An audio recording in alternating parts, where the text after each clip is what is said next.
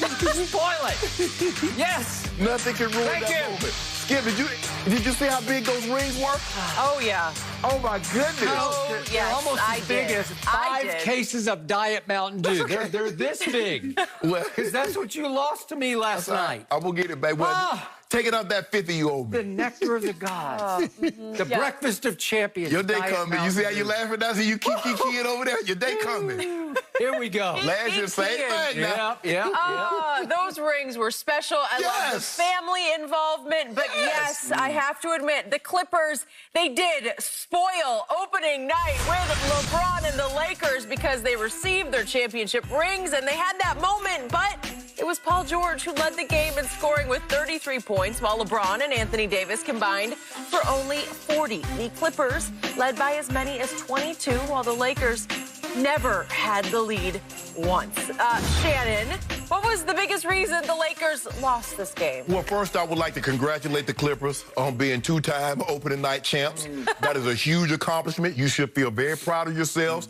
And congratulations again from all the Laker fans and Laker Nation across the world. Well, Skip, the reason why they lost the ball is that the Lakers lost the game, excuse me. The Lakers did not shoot the ball particularly well, and I'm being kind. They shot the ball awful. And even as bad as a start as they got off to, Skip, for the majority of the third quarter, they were 1-2 points down. And then over the last 5 minutes, they go 1 for 10. Paul George catch fire, and then they were never able to get back into the ball game. Paul George was spectacular last night. The Lakers, and you can tell the Lakers got a ways to go with conditioning in order to be the team that they want to be and where they were last year. LeBron James is not going to play heavy minutes. We saw that last night. The fewest minutes he's ever played in a season opener, 28 minutes. And you saw, Skip, when he went to the bench, it's like, I was thinking to myself, I don't think LeBron. He was walking like, I ain't coming back. That's that, I ain't coming back in here walk. But give the Clippers credit. Paul George got going, and then there was no answer for that. If one of our guys could have got going, maybe we could have offset, go back and forth. Kawhi shot the ball. Look, I'm thinking about building a house because I heard there was a brick shortage. I know who's been hoarding them. Kawhi. Oh, okay. Yeah, it's okay to have 26 points, but you can't take 26 shots to get those 26 points. Skip Bayless. But Paul George was the difference. The Lakers did not shoot the ball well. Marc Gasol's got to stay out of trouble. Anthony Davis got to shoot more. Kyle Kuzma's got to slow it down. And we're still integrating people, Skip. And they did it. Dennis Schroeder started at the point. LeBron started off the ball. So we're going to see how this plays out over the next month. But that's why they lost. But it's okay. And plus, our arms are hurting. Man, we got 5 pounds of gold on our arm. You saw that, Skip. That thing's so big. But that's okay, your day. I know you over there keying inside. You love it. Oh, we ruined it. But your day coming, Skip Bayless. Remember I told you, remember save the date. Your day coming. My turn. The reason I am keying over here is that I laughed and laughed and laughed all through the last 5 minutes of the third quarter and much of the fourth quarter, because of the irony of what was happening. Your biggest target during last year's playoffs, the man at whom you leveled the most scathing criticism, you called him Playoff P. That was his nickname for himself, except you put 2 E's on the P.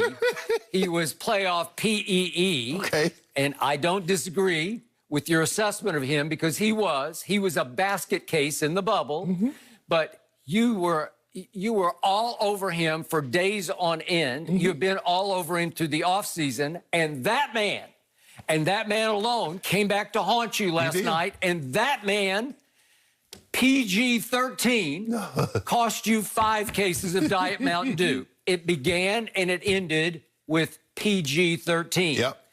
And I will be the first to admit that I was about to go playoff PEE with 1:31 left in the first quarter after a tour de force first quarter by my Clippers. They punished you. They were up 22 at one point late in the first quarter. It was everybody, all hands on deck, everybody clicking at the highest level. It was a beautiful thing to watch for me. And it looked like and smelled like it was going to be a halftime blowout of Clippers over Lakers. And Paul George had had a short rest and hadn't done much yet in the game. And he came back into the game and with 1:31 left in the first quarter. Could we please see what PG-13 did? This was bubblicious. This was like last year's bubble. He threw it to the referee in the corner. And then he blamed Luke Kennard to me. You're supposed to be. Well, what are you doing? You're supposed to be in the corner, Luke. Be there. Well, what are you doing? And I thought, uh-oh, here we go again. And it became a microcosm of what happened against Denver last year when my Clippers were up, as you know, in 3 closeout games, 15 points and 19 points and 12 points. And it felt like that was happening all over again because from that point on, they finished the first quarter with a Luke Kennard turnover and a Lou Williams turnover. Didn't make another shot. And then they missed 12 of their first 13 shots to start the second quarter. Is that good? No, that'll get you beaten. You know, again, it was a home game for the Lakers, although they share staples. And nobody was there, mostly except the basketball players. And yet, your team didn't play great in the second quarter, but sort of woke up and said, well, wait a second. If they don't want it, maybe we should take it, right? And here they came, and they cut the deficit from 22 all the way down to 2 going into halftime. And what was Shannon Sharp thinking up in his palatial estate up in Bel Air? We got this. And I seriously, at halftime, thought you got this. I thought you might win this by 15 because you had seized momentum and you had made the Clippers doubt themselves again. And obviously, they spent an entire shortened offseason doubting themselves over why did that happen and how do we fix it? Well, did they go out and get playoff Rondo to be their point guard? They did not. But I was very intrigued by what Kawhi Leonard said after the game last night. We just kept running our offense. And that's what we took pride in tonight. Everybody had each other's back, and everybody was staying positive.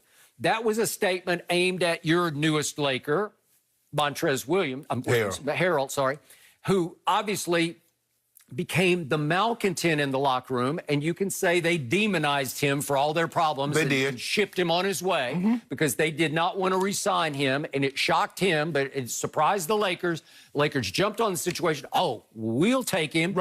And to his credit, he gave you 17 and 10. He gave you a lot of energy, a lot of emotion last night, but it wasn't impactful. Your newest addition, also Schroeder, gave you like a near triple-double, but he shot 5 of 15 from the field, and it didn't feel that impactful to me. I didn't remember it as, oh, wow, he took the game over. But the point was, something happened in the halftime locker room with the new Clippers. Something was changed from last year because they did not fold. And all of a sudden, but they were folding. The only difference is that the difference between last year and the last 3 games and last night is that Paul George made shots. Okay, well, that's the only difference. He was the one who folded first last year. Yeah, but it don't have anything to do with... What was he saying? In the bubble, he was lost. He needed counseling in the bubble, right? He was feeling anxiety and depression in the bubble, as many were. And yet, he was the one who fell apart the quickest and the most against Denver. And then last night, he scores 15 in the third quarter alone. And he adds 10 in the fourth quarter. 11 in fourth, because he got to 26 for the second half. Whew! And after a while, he starts stroking it. And what did I tell you last week? I said, the Paul Georges don't grow on Southern California trees. He's 6'8", and he's skilled, and he's a smooth scorer of the basketball, and he's obviously a first-team all-defense level defender. And that was the guy they got back last night, and that was the difference in the game. He caught fire, and that was you're right. You're absolutely right, Skip, because you saw there for like 5 or 6 minutes, Skip, the game was right there. 1-2, 1-2, 1-1-1-2. I was like, if the Lakers could just get the lead, but they couldn't buy a basket. Caruso couldn't throw it in the ocean last night. Wesley Matthews couldn't throw it in the ocean last night. Neither could Kawhi Leonard, as you point out. And LeBron. Maybe some of those bricks you've been looking for belong to your Lakers. They a few of them. Yeah, we had a few of them. And LeBron, the layups. LeBron missed like 3-4 point-blank layups. But that just his legs are not there. It's going to take him. The first month of the season, I expect LeBron to play so.